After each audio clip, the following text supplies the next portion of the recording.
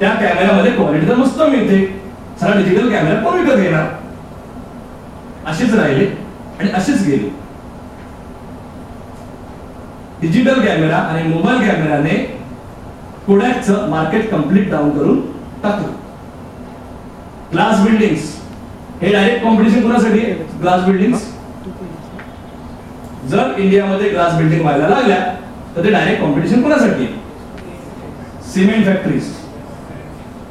Cement फॅक्टरीला सगळ्यात मोठा फटका बसेल जर इंडियामध्ये ग्लास बिल्डिंग चालू झाल्या तर. पोस्टकार्ड मस्त होतं ना फिलिंग, चला लव्ह लेटर वगैरे लिहायचं त्यावेळेला. आता तर व्हॉट्सअपवर पटकन मेसेज जातो, तेव्हा तर क्युरिओसिटी असायची. म्हणजे एखादा माणूस मेला तर त्याच्या 13 वेळेला पत्र पोचायचं आणि तेव्हा माणसं यायची. आता SMS, व्हॉट्सअप, ईमेल, कॉल, जगामध्ये कुठेही असू दे मेसेज पोहोचणार. माणूस फ्लाईट, बस, ट्रेन कसा तरी येणार आग द्यायला तिथे. राईट? म्हणजे एवढं फास्ट झालेलं आहे. मनी ऑर्डर पैसे पोहोचवण्यासाठी वापरली जायची, या मुलांना माहिती नसेल. आता तर आपण ऑनलाईन बँकिंग आहे, मोबाईल बँकिंग आहे, एअरटेल मनीचा कॉन्सेप्ट आलेला आहे. मोबाईल टू मोबाईल पैसे ट्रान्सफर करता येतात. एम पैसा आहे तर मी कशाला मनी ऑर्डर वापरणार ना. पूर्वी 100-200 रुपये वाटवले जायचे. व्हॉट्सअपने SMS चा 50% बिझनेस डाऊन केला डायरेक्ट. टेलिकॉम कंपनीच्या रिपोर्ट मध्ये एका वर्षामध्ये 50%चा प्रत्येक टेलिकॉम कंपनीचा 50%चा बिझनेस व्हॉट्सअपने खाल्लेला आहे. त्यात पण मध्ये खूप जास्त खाल्ला होता. पण मग आता सगळ्या व्हॉट्सअपवर चालू आहेत ना ते टाइमपास आहेत ग्रुप मध्ये, त्यामुळे आता लोक सिरियसली व्हॉट्सअप बघत नाही म्हणून SMS यूज करतात. तेव्हा सिरियस मेसेज मी SMS वरून पाठवतो आणि जो सिरियस मेसेजचा SMS आहे तो 50% बिझनेस टेलिकॉम कंपन्यांना मिळतोय उरला सुरलेला. बरोबर? स्काइपने इंटरनॅशनल कॉलिंगचा मार्केट खाऊन टाकला पूर्ण. जनरली कसं होतं, अगोदर इंटरनॅशनल कॉलिंग साठी कुठली टेलिकॉम कंपनी जास्तीत जास्त प्रॉफिट कमवायची अगोदर, आणि आता स्काइपवर व्हिडिओ आणि ऑडिओ कॉलिंग फ्री मध्ये होत आहे. त्यामुळे तो मार्केट आता पूर्ण खाऊन टाकलेला आहे. कॉम्प्लेक्सिटी, एम्बिग्युइटी, धाकधूक, धक्का धक्का करने लगा, सारा टेन्शन. आज मी सगळं करतोय ते ठीक आहे, सगळं चाललंय ते ठीक आहे, पण हे मला किती दिवस पुरेल हे मला माहित नाही. अचानक जर उद्या कोणीतरी आला आणि जर माझं सगळं मार्केट खाऊन गेला तर मी काय करू? माझं तर सगळं ह्याच्यावरच चाललेलं आहे. राईट? प्रत्येकाला असते धाकधूक, असते की नाही? गेल्या वर्षभरामध्ये 4000 GB चा नवीन डेटा तयार झाला मार्केटमध्ये. नवीन डेटा एम सेइंग गेल्या वर्षभरामध्ये 4000 GB चा डेटा नवीन तयार झाला. जर इंजिनिअरिंगच्या मुलांचं एक्झाम्पल घेतलं, जर मुलगा 3rd इयरला आला तर पहिल्या 2 वर्षाचं पोर्शन त्याचं आउटडेटेड झालेलं असतं. एवढा नवीन डेटा तयार होतोय मार्केटमध्ये. धाकधूक तर राहणारच. 2010 मध्ये असे जॉब्स मार्केटमध्ये अवेलेबल झाले जे 2004 मध्ये अस्तित्वात पण नव्हते. चला, म्हणजे असे जॉब मार्केटमध्ये येतील याचं लोकांनी कधी प्रेडिक्शन केलं नाही. आता जी मुलं शिकतायत ते उद्या कशावर काम करतील हे त्यांना माहित नाही. अगोदर तो डॉक्टर, इंजिनियर फिक्स होता ना, सायंटिस्ट होईल. आता तो कशावर काम करेल त्याला माहित नाही. असं काहीतरी फ्युचर मध्ये येईल. आपण अशा उत्तरांवर काम करतोय जे प्रश्नच आपल्याला माहित नाहीये. चला, म्हणजे ती नीड नसते, ती गरज नसते, ती गरज नंतर क्रिएट केली जाते. आयपॉड कोणाची गरज होती? आयपॉड कोणाची गरज होती? कोणाचीच नव्हती. ती गरज क्रिएट केली गेली, पब्लिकने ते विकत घेतले. अगोदर MBA केलेला मुलगा मला भेटला तर आम्ही काय बोलायचो? सारा MBA केलाय, MBA कोण आहे आणि कोण नाही. आणि आता जर आपल्याकडे इंटरव्ह्यूला मुलगा आला, MBA केलास, ओके, 6 ते 8,000 रुपये पगार दे, टाकतोस तर बोल. मग तो बोलतो की सर फर्स्ट क्लास.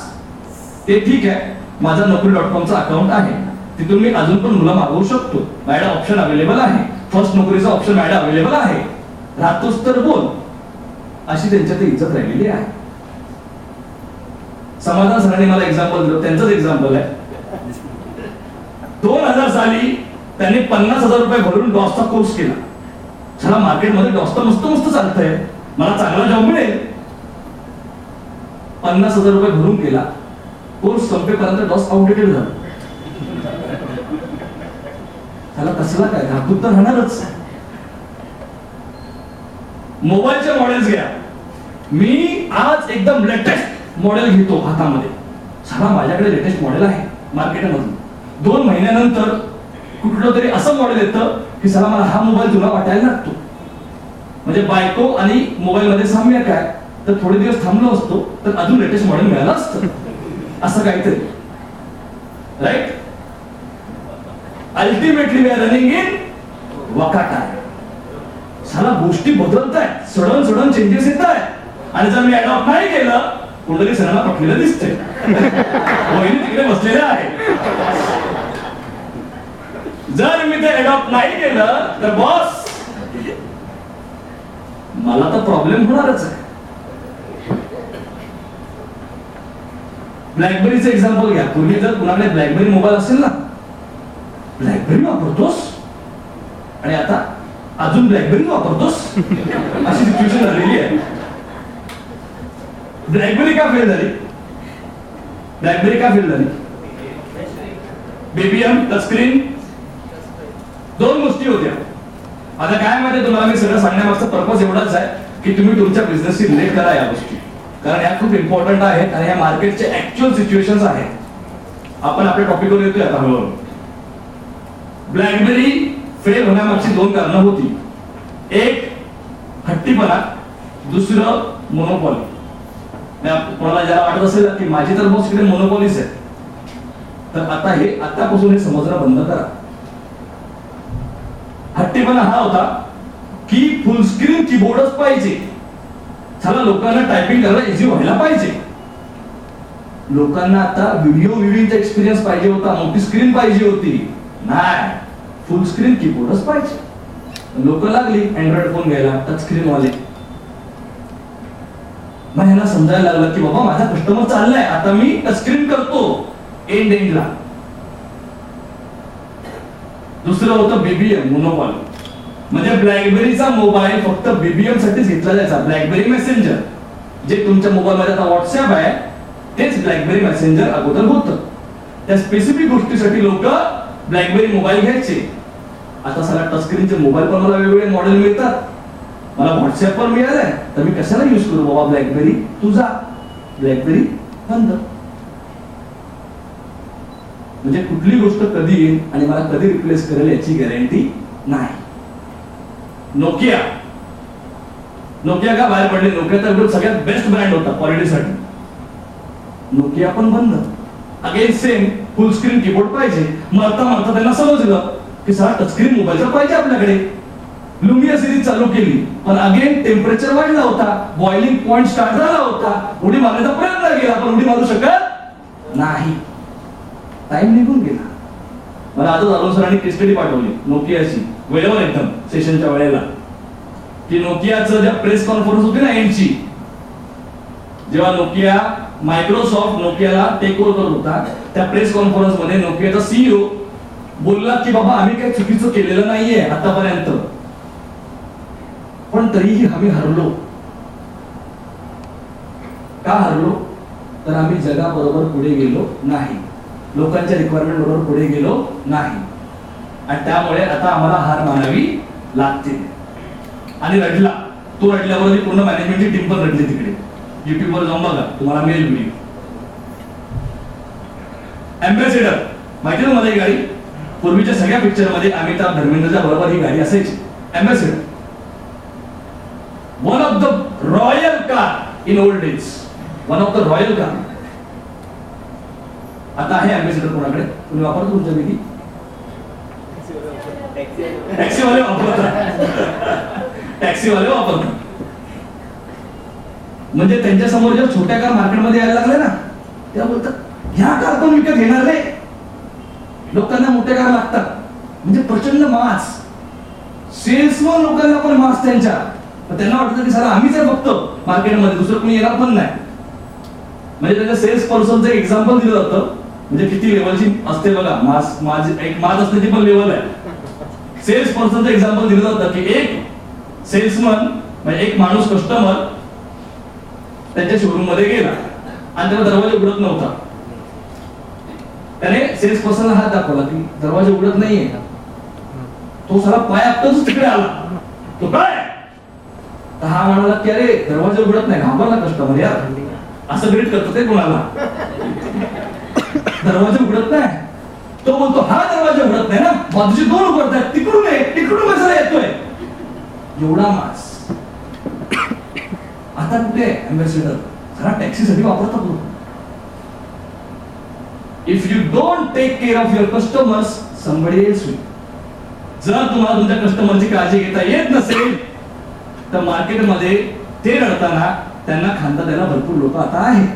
फक्त तुम्हीच नाही, ते तुमच्याबरोबर डायव्होर्स घेऊ शकतात. आता हे तुला आम्ही सगळं सांगितलं की बाबा असं असं चाललेलं आहे, अशी अशी नोकरी चाललेली आहे, वका टाइम मधून आपण चाललेलो आहे. फ्युचर तर मी पण इथे उभारून प्रेडिक्ट करू शकत नाही, पण तरीही पुढच्या काही वर्षांमध्ये आता इन्फ्लेशनच्या त्या बऱ्याचशा गोष्टी आलेल्या पण आहेत आणि बऱ्याचशा गोष्टी येणार पण आहेत. त्यांच्या अस्तित्वाने तुमच्या प्रेझेन्सवर काही ना काहीतरी इफेक्ट 100% होणारच आहे. तर अशा गोष्टी मार्केटमध्ये येत आहेत. तुम्ही बघा, तुम्हाला आवडेल, कारण मी स्वतः बघून तो व्हिडिओ शॉक झालो की सर असं काहीतरी मार्केटमध्ये येणार आहे फ्युचरमध्ये. सगळे कलेक्ट केले आम्ही व्हिडिओ, तर कंबाईन व्हिडिओ बनवला. तो व्हिडिओ बघून घ्या, मग पुढचं तर सांगायला तुमच्या समोर आहेच. Yes,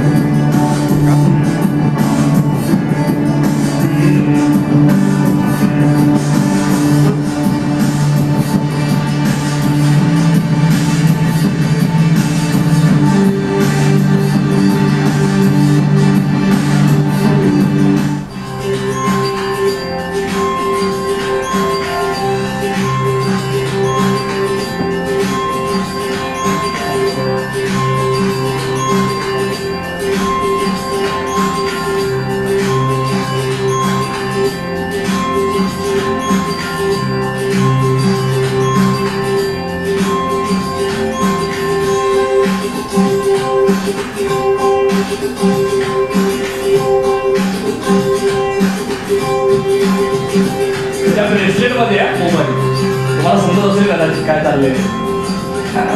World of possibilities at your fingertips. The Magic Cube is a projection keyboard that laser keyboard आहे. multi-directional तुम्हाला कीबोर्ड ठेवण्याची जागा वेगळी वापरायची गरज नाही. आपलं क्यू वापरायचा, mobile, tab, The Magic laptop, laser projects a full size त्याच्यावर तुम्ही हा कीबोर्ड यूज करू शकता.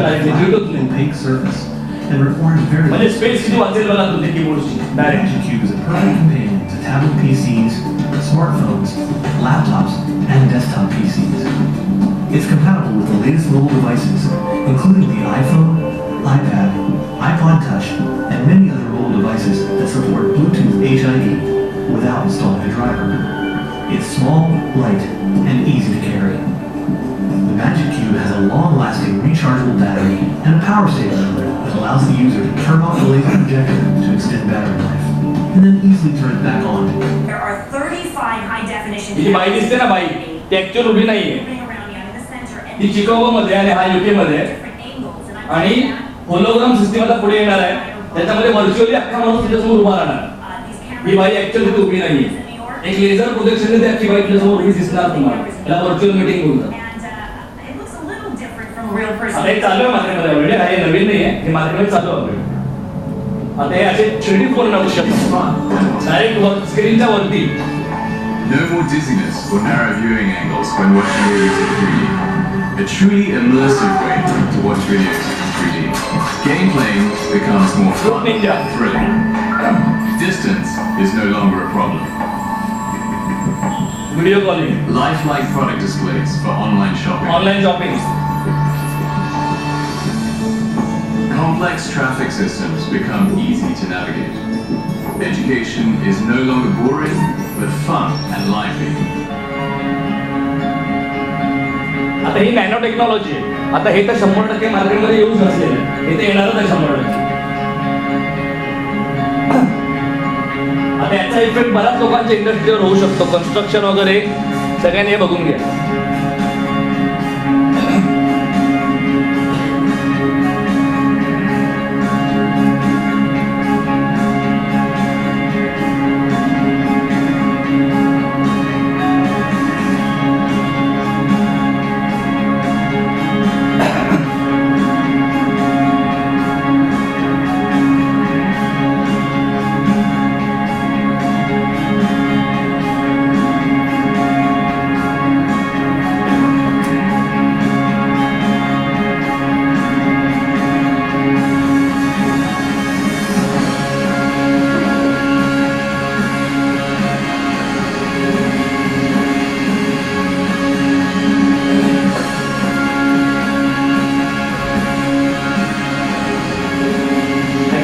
दिसत नाहीये, पण ते माती त्या भिंतीला लागली नाही, डायरेक्ट खाली पडली असं आहे.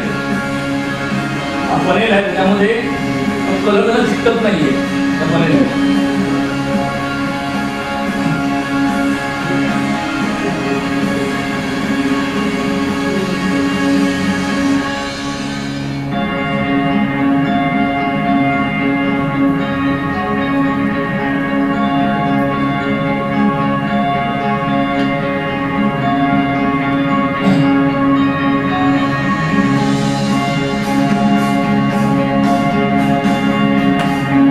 प्लास्टिकची शीट आहे.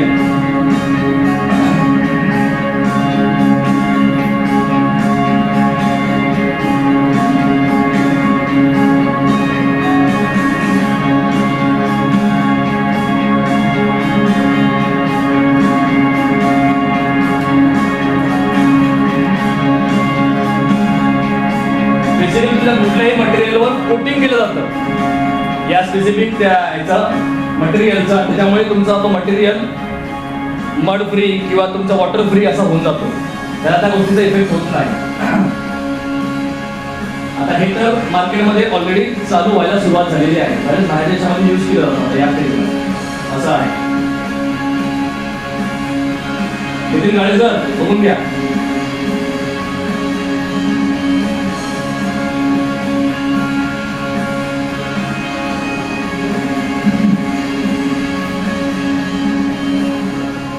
आता ही एक टेक्नॉलॉजी मार्केटमध्ये येते. ग्लास टेक्नॉलॉजी म्हणजे तुमचे कम्प्युटर्स आहेत ना, त्याला राहणारच नाही. सगळं भिंतीवर ग्लासेसमध्ये हे सगळं होणार तुमचा याच्या पुढे.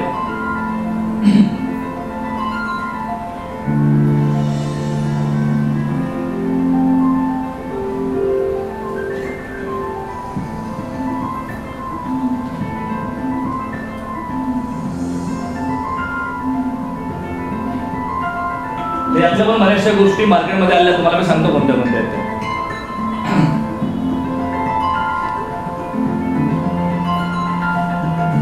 तुम्हाला एखादा पिक्चर बघतो असं वाटेल, पण या ऑलरेडी कंपनी मार्केटमध्ये एक्झिस्ट आहेत. हे करतायत सगळं.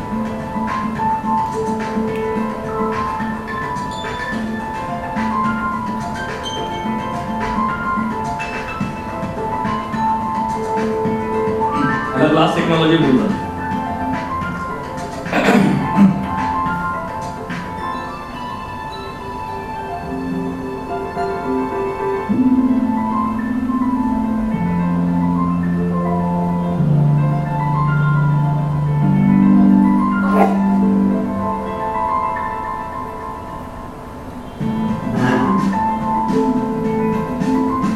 यापुढचं फ्युचर जास्तीत जास्त लोक आता यूज करणार ते सोलारवरच चालणार. ते दाखवले बघा त्या लोकांनी. प्रत्येक गोष्टीला बऱ्याचशा गोष्टीला सोलारवरच चालणार फक्त. सोलार एनर्जीवर. म्हणजे याला एक चांगलं फ्युचर आहे, चांगला मार्केट आहे. एज्युकेशनचं कसं असणार बघा म्हणायचं फ्युचर एज्युकेशन. आता हे तर आपल्याकडे चालू होत आहे डिजिटल इंडियाच्या कॉन्सेप्टच्या अंडर मॅक्सिमम ऑनलाईन गोष्टी होणार, हे तर आपल्याकडे चालू होणारच आहे. आणि जेवढी ऍडव्हान्स टेक्नॉलॉजी आहे.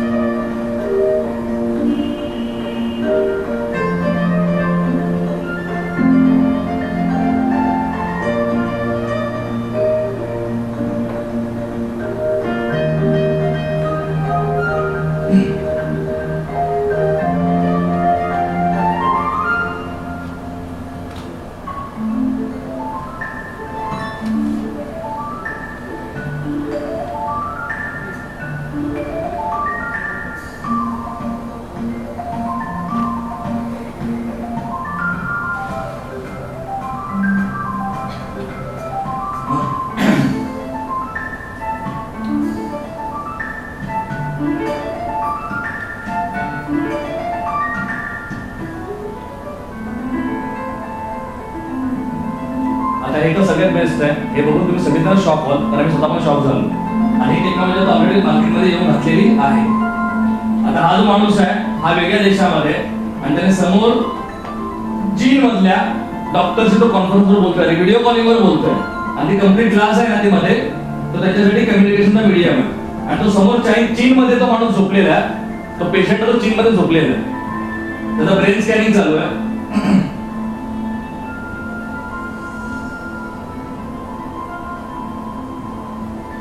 डिस्टन्स पण याच्यापुढे प्रॉब्लेम नाहीये कोणासाठी, कम्युनिकेशनसाठी.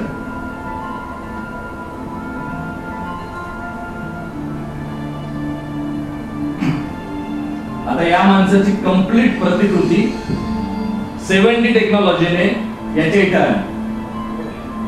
म्हणजे डायरेक्टली त्याच्यावर इन्स्पेक्शन करू शकतो, त्याची स्कॅनिंग वगैरे करू शकतो, अशी टेक्नॉलॉजी. ब्रेन स्कॅनिंग झालं, आपल्याला सिटी स्कॅन करतो ना आपण, हे सिटी स्कॅन.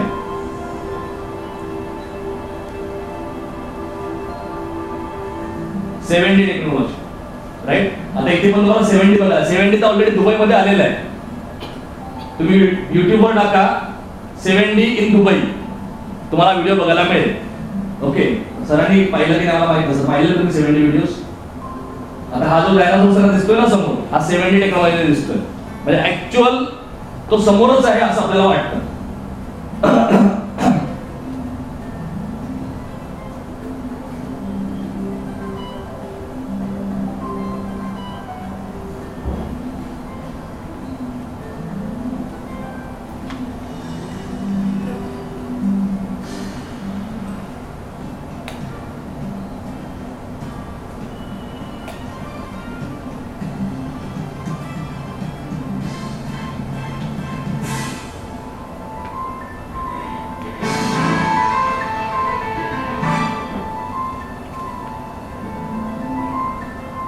ऍक्च्युअली ती मुलगी होमवर्क करत होती तिचा सगळा, हा सगळा विजिट वगैरे होमवर्कचा पार्ट होता.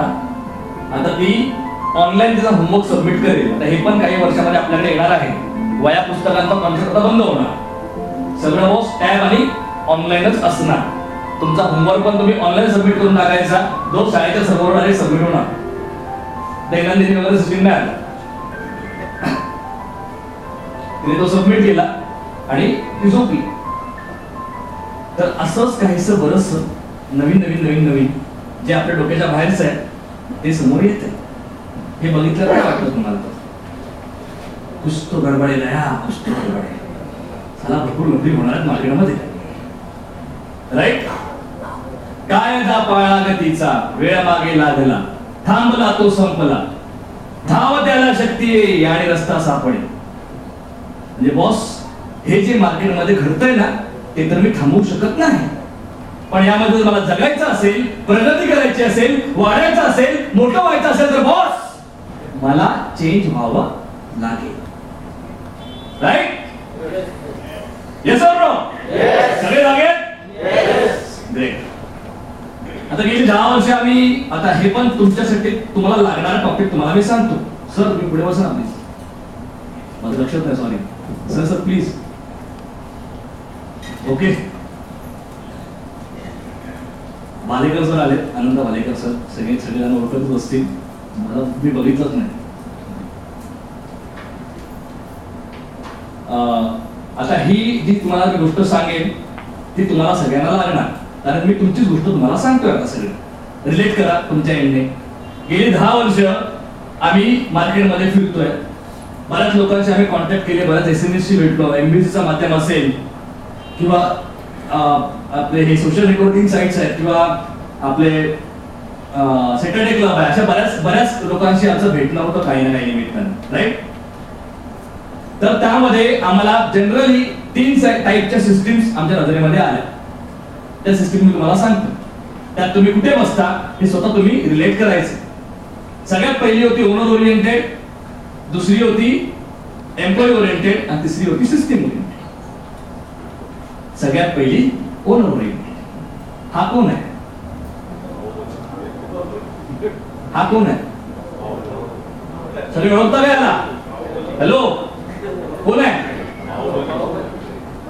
हे लोक सगळे आपल्या ऑफिसचे बाहुबली असतात. Talented, extremely talented. एन्क्वायरी कुणी केली त्याचा फॉलोअप पण हाच करतो. कोटेशन पासून बिलिंग पर्यंत सगळ्या कामामध्ये हाच असतो. पेमेंट रिकव्हरीच्या सगळ्या डिटेल्स ह्याच्या डोक्यामध्ये असतात. अरे आपल्या रिकव्हरीच्या डिटेल्स आउटस्टँडिंग स्टाफना कशाला कळून द्यायची? मी करतो ना रिकव्हरी. मग हा स्टाईल मध्ये समोरच्या कस्टमरला फोन लावतो. स्टोरी कुठे रिलेट होते का बघा तुम्ही. समोरचा कस्टमर ह्याचाच मित्र, तो त्याला दर्दभरी कहाणी सांगतो. बाबा रे, मागच्याच महिन्यामध्ये माझ्या सासू आणि सासऱ्याचा डायव्होर्स झाला, त्या प्रोसेस मध्ये मला भरपूर खर्च झाला, त्यामुळे मी तुला पैसे देऊ शकत नाही. सारा हा अशा गोष्टी ऐकतो ज्याचा ह्याच्याशी काही संबंधच नाही. ह्याचं काम झालेलं आहे, ह्याचा पैसा यायचा बाकी आहे, तू कुठे पण खर्च करणार बॉस, माझे पैसे दे. पण ह्याला पर्याय नाही. मित्र आहे, ऐकून घेतो, फोन ठेवतो, 2-4 शिव्या घालतो, परत नव्या उमेदीने दुसरा फोन करतो. हे ह्याचा जन्मच यासाठी झालेला असतो. माझा एक मित्र आहे, त्याला मी विचारलं की अरे तू कशाला करतो रिकव्हरी? स्टाफ ठेवलाय, मुलगी ठेव रिकव्हरीसाठी. तर मला बोलतो, बाबा रे मी हे करून 7,000 रुपये वाचवतो महिन्याचे. त्याला बोललो, साल्या 7 लाख रुपयाचं नुकसान करतोस, त्याचं काय? 7 लाखाचं नुकसान करतोस दर महिन्याला. त्यात पण जर तू 10 दिवस बाहेर गेलास, तुझी रिकव्हरी लटकली, त्यात पण तू कायमचा खपलास, तर तू तुझ्या बरोबर डिटेल्स घेऊन जाणार ना सगळ्यावरती, मागे काय ठेवणार? बरोबर, तेच काय ठेवणार मागे ना. आता हार्ड डिस्क रिकव्हरी मध्ये, डेटा रिकव्हरी मध्ये आमचे MBCचे सॉलिड मेंबर्स आहेत. अश्विनी तुपे आणि निलेश तुपे सर, तुमचा डेटा कधी क्रॅश झाला की तुम्ही त्यांना कॉन्टॅक्ट करू शकता. पण चला, ही हार्ड डिस्क अशी आहे, ती क्रॅश झाली तर कुणीच रिकव्हर करू शकत नाही, ते पण रिकव्हर करू शकत नाही. म्हणजे तू आहे तर कंपनी आहे, तू संपला तर कंपनी संपली. Completely owner oriented system. दुसरे असतात एम्प्लॉई ओरिएंटेड. साला इथे बॉस कोण आहे हेच कळत नाही.